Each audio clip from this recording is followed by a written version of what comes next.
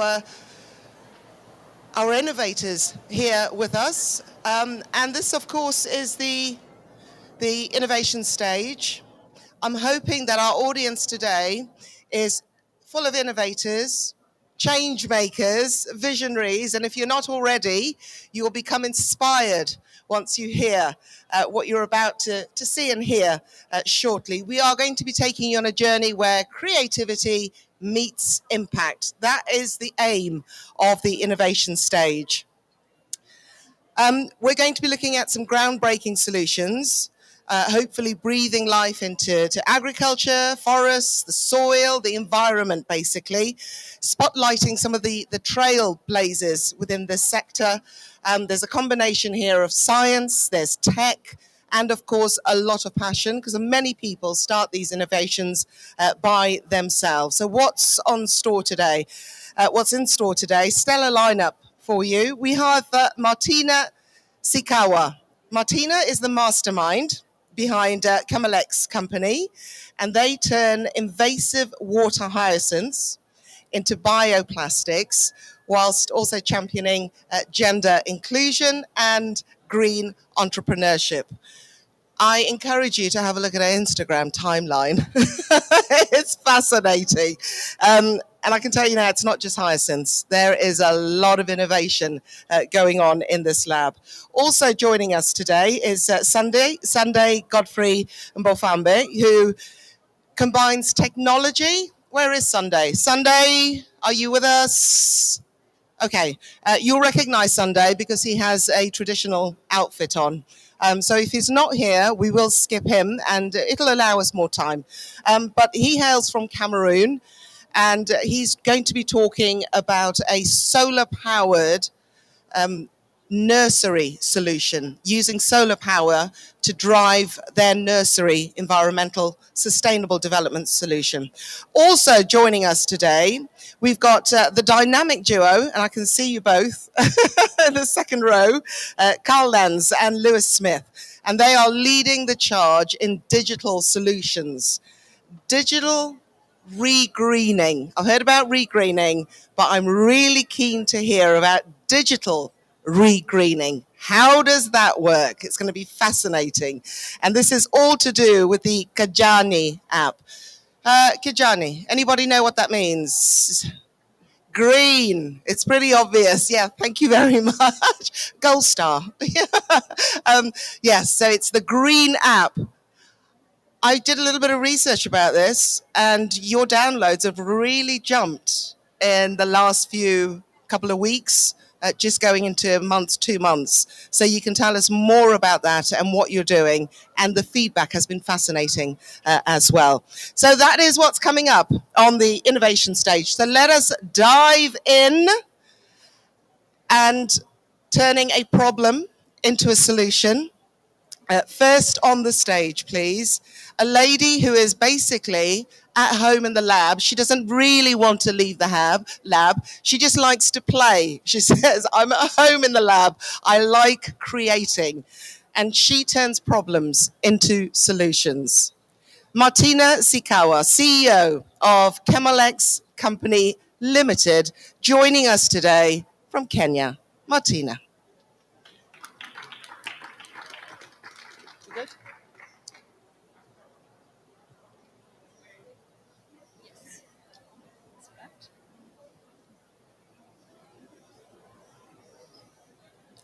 Hello, everyone. I'd like to tell you a story about Chemolex and about what we do. So this beautiful lady right here is called Emily. Emily was born and raised along the shores of Lake Victoria in Kisumu City. And despite her incredible smile, her business is greatly affected by the plant. This is because the plant forms an impenetrable mat on top of the Lake Victoria, and it hinders fishing and domestic tourism activities. And as a company, my team and I want to help Emily. So as a company, we develop and deploy evidence-based scientific solutions to develop innovative solutions in the green economy space. This is the solution, a biopactic material alternative, which is synthesized from water hyacinth plant and is used to make customized food and product packaging, 100% biodegradable diapers, and 100% biodegradable eco-shopping bags. All our products are reusable, recyclable, and 100% biodegradable. They're also 25% cheaper than conventional diapers. And the solution in general has helped us reduce plastic polymer elimination by 3 million tons annually. We are mainly into wetland restoration. That's the Lake Victoria. And these are great manners because at a global level, it stands at 35%. In the sub-Saharan alone, it's at a whopping 55%. And in Kenya, it stands at 33%. One of the biggest reasons for that is plastic pollution and invasive plants such as water hyacinth, which lead to the loss of biodiversity. It costs us a total of 900 US dollars to harvest, process, and distribute a ton of water hyacinth, as well as half of our revenue comes in from the sale of customized food and product packaging to small SMEs. Almost 30% comes in from the sale of diapers and hygiene products like sanitary products. And the other percentage comes from the sale of the eco shopping bags. We've partnered with local partners like the African cotton industry, as well as Chandarana Food Plus to make this dream a reality. Our achievements are in line with the Sustainable Development Goals because we've been able to offer employment to over 650 youth, most of them being women. Our material is also patented and very innovative. We seek to partner with P&G, Nestle, and Unilever as one of the leading retailers to take this solution at a regional level and even globally. I believe that plastic will make our end drastic. So please join us to ensure that Emily's smile gets even bigger. Thank you. You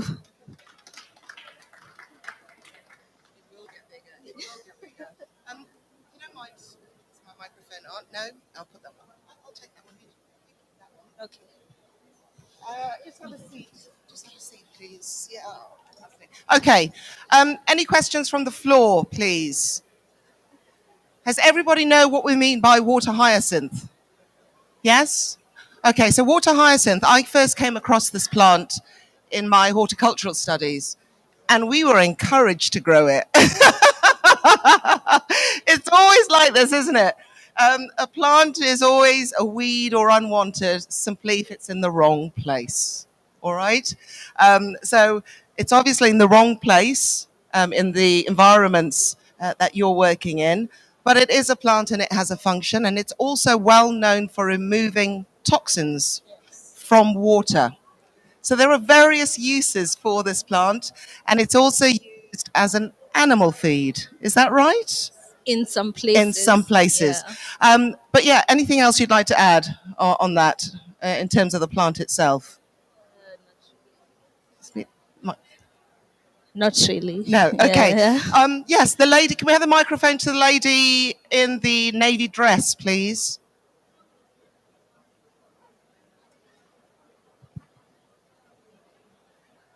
Okay. While we wait for that, starting the company. Did you start the company, Martina, because you wanted to solve the problem of plastics to recycle, or because you wanted to restore? What came first? Actually, this project is relatively new. We started off as recyclers in Chemolex. So what we do and what we used to do and we still do is clean up the rivers. So we have like a bunch of innovative solutions. We have a plastic capture device that we install along the tributaries of River Nairobi and River Athi. So it captures the plastic. Then we are able to take this plastic and recycle them and make innovative products like paving blocks, fencing poles, and different materials. But we realize this is not really a sustainable way of doing things, because the more we keep on harvesting the plastic from the rivers, somebody else comes and throws it in. It looks like an empty space. Yes, we are actually just sort of encouraging them to do it. And we realize that the kind of plastics that are in these rivers, that the low density plastic, the single use plastic used maybe for packaging bread, packaging like the everyday things that we use, the fast moving consumer goods. So we decided to come up with something that, you see, even if they dump it in the river, in the lake, it will eventually go away and not cause harm to the different life below water plants and animals. Okay. Yeah. Thank you very much. Martina, the lady in the blue dress, thank you. Yeah, hi, my name is Creighton. I think my question goes along with what you were saying. I know a lot of bioplastics still need to be broken down in special factories at the end of their life to truly like compost quickly. Do yours degrade quickly in the landscape, or how long do they take to break down if they are just tossed back into the stream?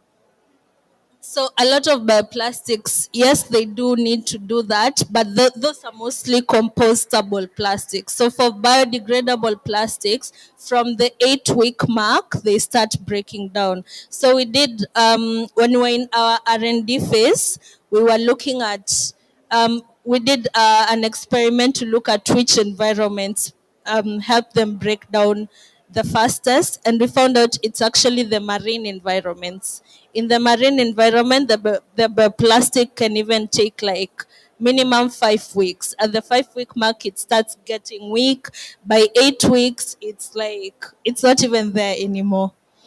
Yeah, and in the terrestrial environment, it might take a bit longer, but that's also subject to things like the weather, the climate in whichever area. Yes. Thank you. Martina, I know that, I don't know if it's still the case, wasn't there a ban on plastic, certain plastic bags in Kenya? Wasn't Yes, that right? yes. Okay, so a lot of the plastics that you're now seeing being dumped come from different sources. Packaging, you said. Yes. Package. So just to clarify on that, there was a ban on plastic in Kenya, but there wasn't a regional ban. So nowadays, East Africa, we have like an East African community that we operate like as a whole. So somehow, even if you ban plastic in Kenya, somehow someone will still smuggle it from Uganda, from Tanzania, and not all packaging solution, not all packaging plastic solution was banned. You get like the bread packaging, they were given a go ahead. The garbage bags, we still use them. Whatever was banned is only the packaging, the I don't know what to say, whatever you're given in the supermarket, the shopping bag. Shopping bags. Yes. Okay, so what is stopping that? Or tell me about market penetration. How are you getting your product out there? I mean, why are stores or manufacturers not taking up, or are they slowly taking up your product as an alternative? What sort of journey have you had on that? They're slowly starting to embrace us, to embrace our technology, especially because we are having these big conversations on green and sustainable solutions. But when the ban was imposed immediately, somebody came up with another solution. The what are they called? The non-woven solution, the non-woven bags. So those ones were taken up easily. But after some time, research was done, and it was found out that they're actually even worse because they have like a fabric aspect to it. So if you add the plastic, they have microplastics and they have like the fabric in it. So it takes actually much longer for them to break down in the natural environment. Yeah. And I know your floor tiles have been installed in the Belgian Yes. ambassador's residence as well. Yes. So wonderful hexagonal Yes. floor tiles. But you make them in different shapes as well. Oh, fantastic. Yeah. Okay. Now, ultimately, you are a business, and this is what we're talking about, always encouraging in terms of resilience, that the ecopreneurs like yourselves, have longevity and continue to make, there is an economy in restoration. Now, I have noticed that your team members are put through training. There are masterclasses on sales. There are masterclasses on pitching. That is a very savvy move on your part. There are a lot of entrepreneurs, whether they're from the environment sector and any small business startup, you don't always think about things like that. Why do you recognize that as important for your company and your brand? I'll just start by saying, first of all, that we are a really young company. All of us in the company are young people. We are youth led. All of us are the youth, actually. And we know the importance of learning because change is always happening. So we never get comfortable. We always want to get the next new thing. What's out in the market? What are people looking for? We listen to our clients. We listen to the people who came before us, which is very important. And we always want to get to the next place, of course, using the current trends that are there. So that's why we recognize the importance of keeping on learning and training. Yeah. Okay. Martina, I'm going to say thank you very much. Any more questions from the floor before we move on to our next innovator? Okay. Could we have the microphone, please? Lady with the sunglasses on her head, please. Thank you. Hi, thank you so much. It's very interesting. I wonder if you could just speak up. Sorry, we're competing against a lot of noise. No Lovely. problem. Thank you so much. It's very interesting work you're doing. I'm wondering, for some of your business activities, is there certain is it government that has to be your client, such as like in the recycling space, and how do you work with government in some of your activities? How do we work with the government in our activities? Yeah, is government your client in some of your activities? Yes, the government is actually our client in our other project, not this one yet. Yeah, so we've distributed some paving blocks to them in the Nairobi River Restoration Program. Yes. Okay, Martina, thank you very much indeed. And I suspect you're going to be grabbed by a lot of people for a further chat. Thank you very much. Thank you. Big round of applause. Thank you. Okay, just leave that on the sofa. That's perfect. I mentioned the dynamic duo a little bit earlier, so we're going to hear from them. Let me just tell you a little bit more about them. Carl Lentz, head of digital regreening at Just Dig It. They're based in the Netherlands. And essentially their platform enables subsistence farmers throughout Africa to transform their own land into a fertile soil. He started off as a digital entrepreneur, so I am fascinated to know how you go from digital entrepreneur to soil. Carl Lentz is going to be joining us. Thank you very much. And also with him, and Lewis will join us in a moment when we have our chat, but Lewis Smith is the Senior Business Developer and Fundraising Manager for Just Dig It. So have a little think ahead, folks, to find out if you want to ask Lewis about just how difficult it is to fundraise, what he does. He's not just worked with Just Dig It, he's worked with multinationals, particularly within this sector. So I'm priming you. Think about it. Get the questions ready for both gentlemen. Carl, over to you. Thank you. Right. Thank you. This is my first COP. Are there any other first-time COPers here? Hey, woo, welcome. Yeah, so I've been here for a week, and honestly, my mind is a bit boggled. We're talking about a big challenge, of course, but also big numbers like 10 billion trees there, 300 million euros there, 100 million hectares. So let's make this concrete. Let's zoom in. We're going to do a lot of zooming in and zooming out in the next couple of minutes. Let's zoom into the village of Pembamoto in Tanzania. So what we're looking at here is degraded soil. This is the desertification that we're talking about. And after years and years of land degradation, the land in Pembamoto was really not good for anything anymore. You could not have animals on them, you could not grow anything. So this land is not able to sustain life. Actually, there's a movie that gave a little bit of a spoiler because there is a solution. I'm going to tell you about it. But please go to the next slide. I can do it myself. I'm here with Lewis. So we are based in the Amsterdam office of Just Dig It, but actually the most of our colleagues are working in our regional offices in Nairobi and Arusha. And we are on a mission to regreen degraded landscapes in Africa and cool down the planet. Let me show you how with this video. It's important that we have sound though. Is it possible to get the sound on?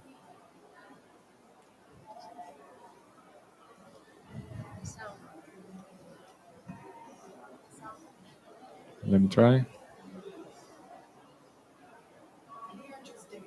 Perfect. To regreen degraded landscapes in Africa and cool down the planet. We've been doing this from the ground up, hand in hand with local communities and partners in sub-Saharan Africa for over a decade. Because regreening is done together. In Kenya and Tanzania, together with local communities, we have done more than 450,000 homes, or as we like to call them, earth smiles. So rainwater can enter the water and dry the green. Together with the Foundation, we inspire farmers to recover trees with a technique called tree planting, also known as a SIGA-INTO. Over 18 million trees are now alive in Kenya, and more than 400,000 hectares of land are brought under restoration in sub-Saharan Africa. Spreading the word is the path to better soil fertility, more crop yields, improved lives, and a new life. That's why we use positive storytelling and communication to touch the hearts and minds of people all over the world and inspire farmers in our project areas to dig in with us. We have launched a groundbreaking solution to truly scale up the regreening of our planet, the Kijani app. With interactive online courses and personalized advice based on GPS location, restoring land becomes easy, accessible, and fun. Farmers can begin learning to regreen their own land wherever they are, and without the need for on-site organization or trainers. We are building a regreening movement together with farmers, NGOs, ambassadors, brands, institutions, and you. This is the decade of doing. So let's do this. Dig in. Cooling down the planet. Just dig in. So this is actually good news. There is a solution. By bringing back vegetation, we can cool down landscapes and cool down the planet. So we always love to show this. It's true on a microclimate. We're zooming in again, but also zooming out. It's possible. If we do this large enough scale, we can cool down the planet. The thing is that the knowledge about the methods that we can use for this is often not in the hands of farmers. It's often in NGOs, in big organizations like universities or governments. So this is really what Just Dig It is focusing on. We want to get the knowledge about regreening in the hands of the people that can actually make impact with it. So this is it. This is the Kijani app. We have developed this application together with farmers that we are working with in our current projects. Actually, the people from Lead Foundation are here as well. A lot of the farmers in their programs have helped us with feedback about how we can actually teach people to regreen. And I already take it for granted sometimes, but it is actually possible to have people learn a regreening method through a smartphone. And this fact alone really offers an extreme scaling potential. I will come back to your questions later. So in the app, people can share their GPS location, and on the basis of that, we can actually give personalized advice on which regreening methods are suitable for the land that person is living on. With step-by-step instructions, with videos, animations, and quizzes, people can learn how to regreen. When they're done learning, they can actually take a picture. We ask them to take pictures of the impact they're making so that we can monitor progress and really measure that we're not doing this for nothing but really optimize for impact. So imagine this dot on the map, again, back in Pembamoto, to be one of the users that share their location with us. Zooming out, you can see what I mean by that we already know the solution. We have a lot of data about where specific regreening methods can be successful. What you're looking at here in the green areas is are the places where bunds, the method of the half moon shaped holes that we dig, can be applied. We know this because we know the slope of the land, we know a lot about the rain, we know a lot about the soil type already, so we have a lot of knowledge already about where methods can be applied. And if people are in that area, we can give them a notification and advise them to say, okay, let's start learning about bunds and how you can do this. This picture actually makes me pretty proud. You see the bund suitability on the background for Tanzania. But this year, in August, we launched the Kijani app, and the first download started coming. So the dots here on the map are actual users that have downloaded the app and shared their location with us. So these people can get personalized advice on regreening their land. What is really exciting about this is that the location is just the first part. We are getting more information about what they're learning, about the impact they're making. And if we combine that with the experience we've built up over the years with satellite imagery as a basis for monitoring the success of our projects, then we're really building a digital monitoring system that can be used across Africa, which also creates enormous scaling potential. Let's zoom out again. We're just talking about one method in one country, in Tanzania, where we've launched. Next year, we're launching in Kenya as well. And then progressively, we start speeding up the launch in different African countries, because the regreening potential is everywhere. You see the regreening potential of just bunds on this map, but there are many more methods that can be taught and learned through the app. And that's where we want to collaborate a lot with other organizations, to be able to do this across the continent and maybe even across the world. As we like to say, regreening is done together. We are not in this to do it alone. We call this the Kijani app, which means green in Swahili, indeed. Because we don't want it to be the Just Dig It app. We want a lot of organizations behind this app. So let's unlock Africa's regreening potential together. Whether you're working with farmers and you want to see how you can use this in your own programs to make more impact, reach out to me or Lewis. We have a big stack of business cards. But if you're looking for, or if you have information in your organization about regreening methods that you want in the hands of farmers, reach out to us. If you have money to spend on making impact on regreening on a large scale, you know where to find us. We are here. So let's regreen degraded African landscapes together. Thank you very much, Carl. As we get the microphone for our first question, I just want to ask you, could we have the microphone to the hands that are up just quickly, please? I want to ask you, why is this app free? How are you making your money? You are a business. Why is it free? We are not a business. We are an NGO, and we are very strong in communication. So I can say that because I'm not doing the communication myself, but a lot of us, a lot of people know us about because of the bunds, for instance. So we use that communication power in Europe mainly to get funding from individuals, but also businesses and funds that provide us with the money. Okay. So just to reiterate, it is a free app. It's a All free right. app. Our first question, please, lady with the green headscarf. Yes, thank you very much. My name is Essia, and I'm a researcher in the public health domain and an interventionalist. And I look at apps also as a form of intervention. And with interventions, mostly you look at the end user as well. In terms of how do you teach people how to have digital skills so they can use the app effectively, or what are your data points to say, okay, this is actually working other than downloads? Yes. The first course in the app is about what you can do with the app and how you can use it.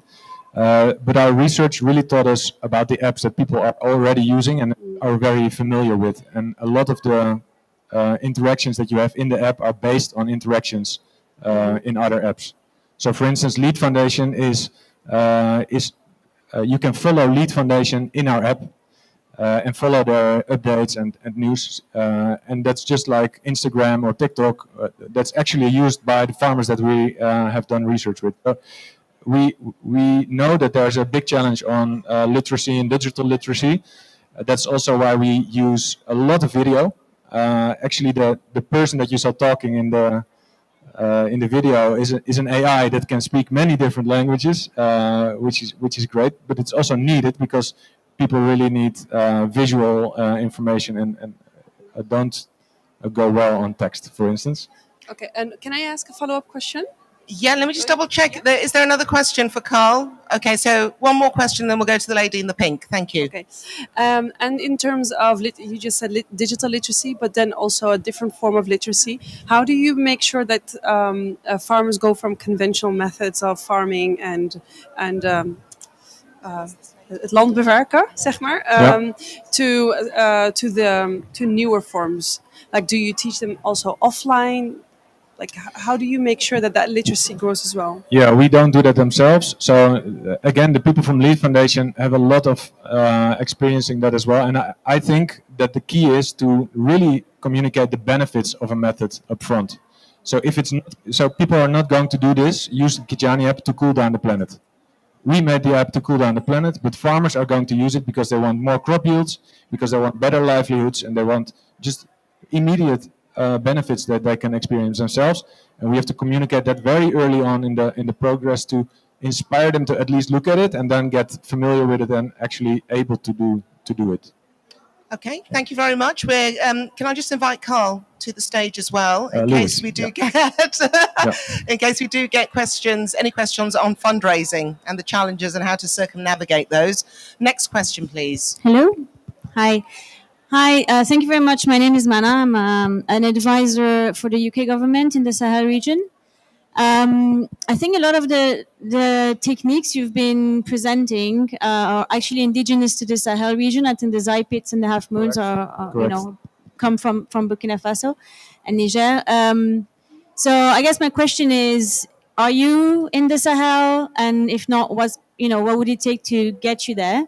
But also, there are currently initiatives that, use half moons, for example, and ZIPIS to restore at scale. I think Great Green Wall has a number of organizations already doing that. So what do you see your role as? Is it just doing more of that, or is the app going to come in potentially and help scale up or improve the way that other organizations are having impact?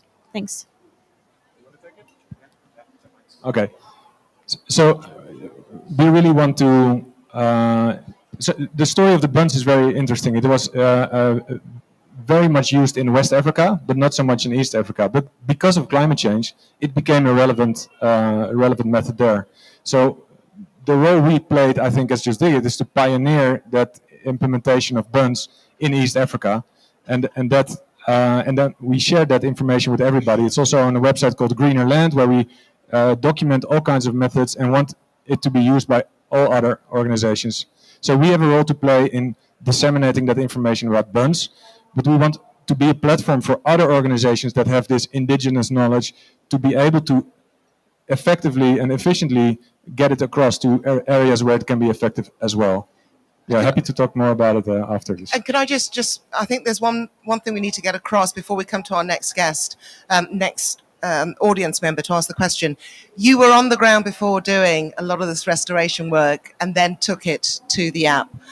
So it's really important to realize that it's not restoration, remote restoration. They were on the ground and then they realized that there is a tool that could help and could scale up and fast. Okay, gentlemen with the glasses, please. Did you want to ask the question? Oh, sorry, microphone's coming. Yeah. Thanks for the explanation. I'm Shibru Fikadu from Child Fund Ethiopia. I like it, the presentation. We have similar activities conducted in Ethiopia.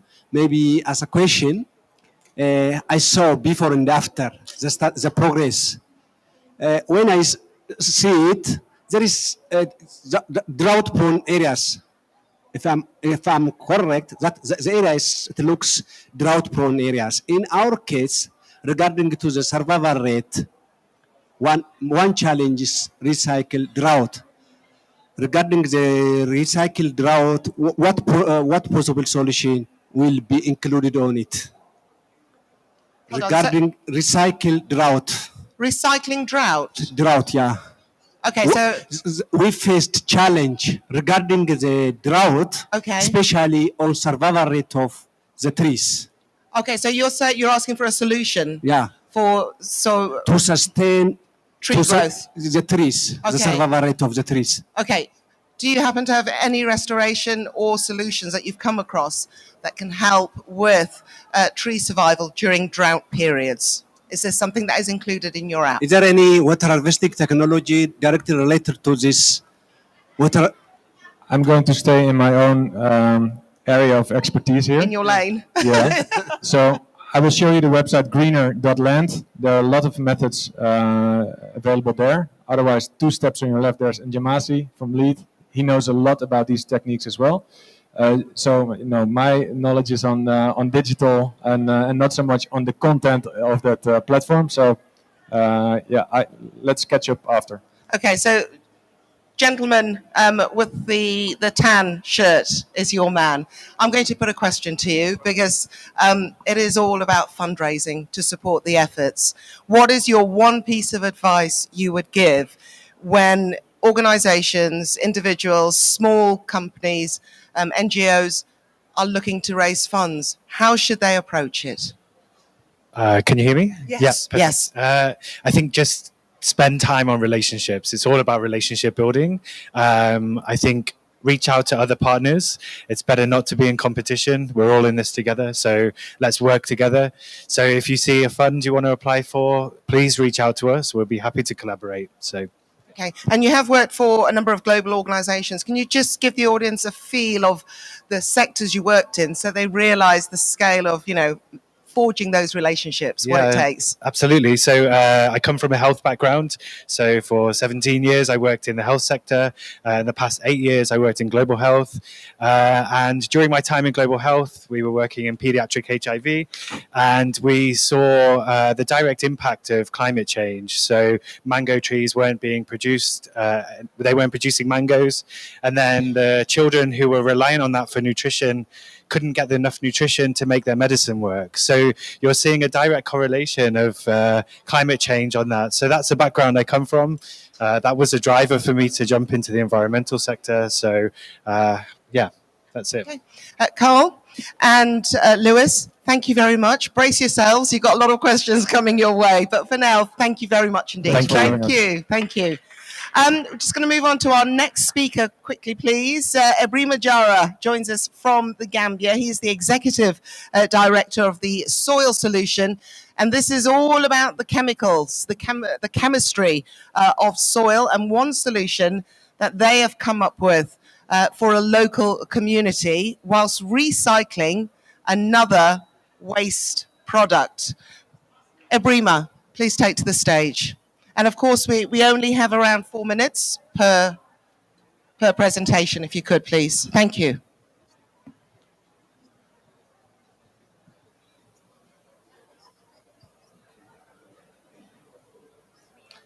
Ebrima? Yeah. Pardon? Okay, can you, I think that's the only one we've got, but here's a test for you. Sell your organization. I know I've seen, this is yours, isn't it? Is that yours? Yeah. Okay. Yeah, we can work with that. Okay. We can work. Okay. You've got a compelling story to tell. You don't need a presentation. I'm happy to be back again. My name is Ibrahim Ajara, and I'm a soil scientist by education. So in the Gambia, we actually reviving lands because we think reviving lands is reviving lives. And one of the approach that we've come up, actually, this is the nature of land. I presented this in the morning, and I think all of us here have an information of how degraded lands are in Africa, especially the Africa south of the Sahara. So this area here, this line is showing you, the green zone is showing you the Africa south of the Sahara, which includes the northeast and western Africa, the middle, the central Africa, and etc. So this is the nature of land. And it is actually costing us 68 billion euro of our GDP, or US dollar of our GDP annually in the Africa south of the Sahara. Millions of people are hungry, and our objective is actually to help reviving this land in order for it to be productive, but also contribute to ecosystem management. So we've designed a project like the Africa Soil Strength Program, which is actually a Pan-African focused soil project where we want to train farmers, provide them with skills on sustainable soil management, soil testing methods, soil science principles, and also provide them with soil testing kits for them to be able to do some basic soil parameter analysis and etc. So this is the approach: community engagement, research, sustainable practices, and youth empowerment. So these are the two blocks of the project: the soil doctors and then the soil information system. The soil doctors actually train lead farmers or champion farmers to be doctors to the soil, just like how me and you have doctors to the have doctors. So we want farmers also, we want to train farmers to be doctors to the soil. So they will be responsible of managing and also conducting research in their own communities. The other pillar is the soil information system, where we want to establish or manage all the data that is generated from the first pillar, that is training and research, in the second phase, that is the soil information system, so that people can actually sit in the comforts of their houses or their offices and then have access to soil information to be able to make informed decisions. So this is the problem we are trying to solve. We are trying to solve these problems here, the threats of soil to the Africa south of the Sahara. Number one is erosion. We have acidity. So I want to present to you one of the acidic solutions that we've designed. That is actually the use of oyster cells. So last year we started a project where we restored about 30 hectares of acidic degraded lands in the Gambia. And we were working, some part of it, it was in two phases. First part was typically on research, where we led the research. And the second part was a community-led research, where we support the community to conduct their own research. So we got the G20 grant also to continue the restoration of land, and we want to restore 50 hectares of land with that grant. And this is typically looking at the acidity of the soil. So we are using, actually this is not the slides I was supposed to present, but we are using oyster cells. I think most of you knows what oyster is, oyster cells. So oyster is actually an abundant available resource in the Gambia. We have about 1,700 tons of oysters harvested every year. So this is actually disposed as a waste in the Gambia. And then we think that reviving land can also be very much circular. We have to actually change the way we do things nowadays, because we are in a world which is actually very competitive. And one of the problems that I think we have right now is finding an intersection between the global demand of food and also sustainable management of the environment. This is the problem we have. So we have to actually adopt this circular approach. So the oyster cells, as far as it is a waste in the country, we collected it, we take it to the lab, conduct research or analysis of it. We realize that it has a high storage of calcium in it and nitrogen. So there is no high number of groundnut producers in the Gambia. So what we did is that we also observed that the production of the groundnut in the years, according to statistics, has been very, very low. It has declined seriously. It is like 2.5 tons per hectare that a farmer can harvest. So we use these oyster cells to actually neutralize acidity of the soil, that is restoring it, but also increase the productivity of the farmers, of the groundnut producers, because now that the groundnut is having this calcium element in the soil, so it is also able to develop in terms of pod formation, but also develop in terms of the shoot system, the root system, and resistance to pests and diseases attacks. So that's the circular agriculture approach that I wanted to present. Brima, do you have a picture of the ladies in the field? I remember something on the slide. Just go through them. I think was there a picture of? So yeah, this is actually some of the innovations that we use in the project. We use the digital soil sensors, which can actually give you real-time information of the soil pH, and it is about 98 to 99% accuracy. However, because we think the data should be very much accurate, we also follow that up with some laboratory analysis. We are also using innovations like using AI, using smartphones. We are working with a company that builds a smartphone into a tablet, so you can actually snap the soil with this tablet, and then the AI in the tablet will help you tell you the parameters of the soil ASAP. And this is also something that I think is very, very innovative that we use in the project. So thank you. Do you have a before and after picture? Do you have a before and after picture? So, do you have a picture of any fields? Is it in there? It's actually in the. It's in the other PowerPoint. Okay, okay. Thank you, Rima. Sit down. We're going to very quickly have a little chat with you. So, any questions, please, from the floor regarding the raising of the pH, adding alkaline matter to make sure that the soil becomes much richer and able to support different crops, essentially. Okay, I will take this away. Could you just move across to there, Rima? Thank you very much. How did you recognize that this was a problem, that you needed to solve it? What was the driver? Thank you. Actually, we've been doing a lot of research in the past years in the Gambia and even beyond. And we realized, like I saw, the threats of soil in the Gambia and also beyond. So last year we did a national soil fertility mapping where we went on to check the pH of the soil. How acidic is the soil? And we realized that in average, most of the soils in the Gambia are below 5.5, are below 5 in terms of acidity. So that was really a problem. And if the soil is acidic, then crops cannot thrive in it because the acidity is going to burn down the root system of the crops, which is also going to affect the entire plant structure. But also the living organisms in the soil are also affected by the soil acidity, and that is going to damage the whole soil ecosystem and the soil structure. So in planting groundnuts in that soil, what is the potential earning of groundnuts? Is it simply to sustain the local community, or would this bring revenue as well?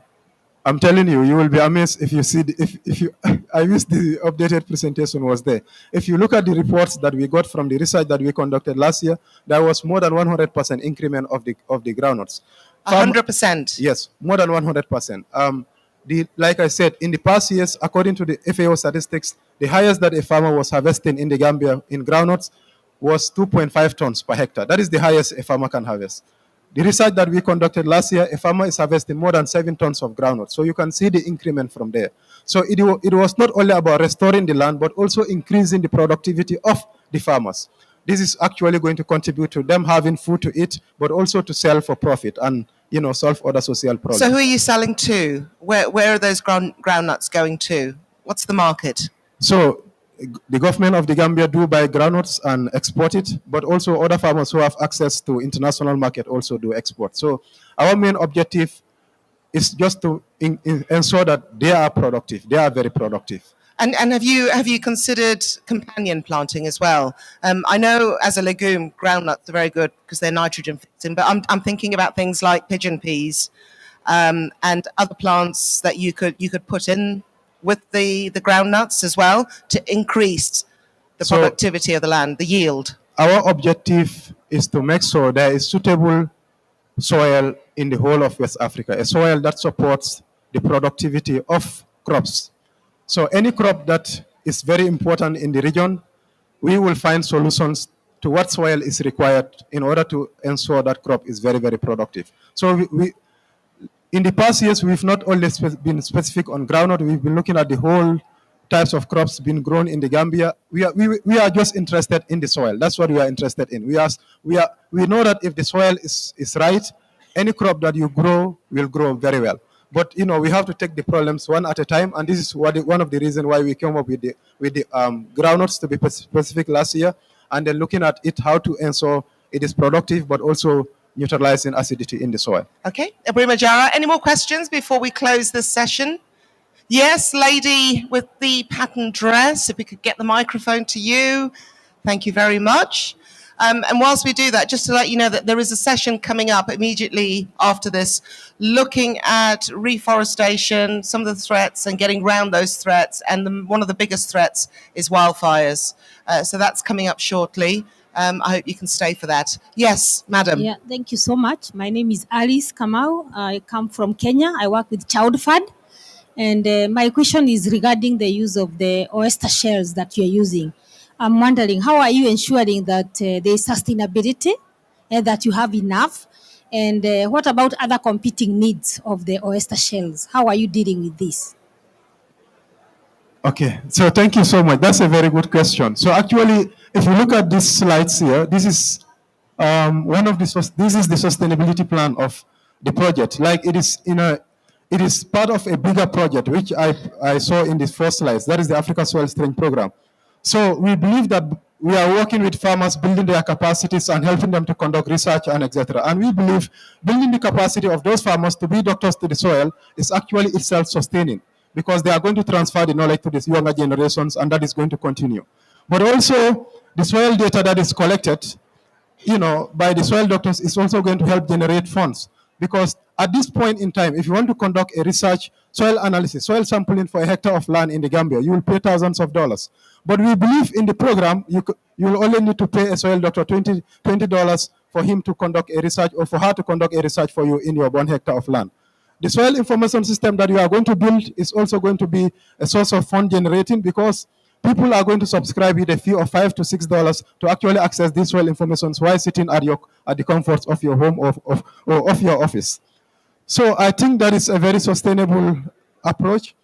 The oyster shells are largely abundant in the Gambia. Like I said, every year the Gambia is producing about 1,700 tons of oyster, and this is actually a similar reality to most West African countries. So there is large story harvesting of oyster. We are not interested in the meal of the oyster. We are only interested in the cells, the ones that they discard. That's what we are interested in. So that is what we are processing to restore the soil, but also increase productivity.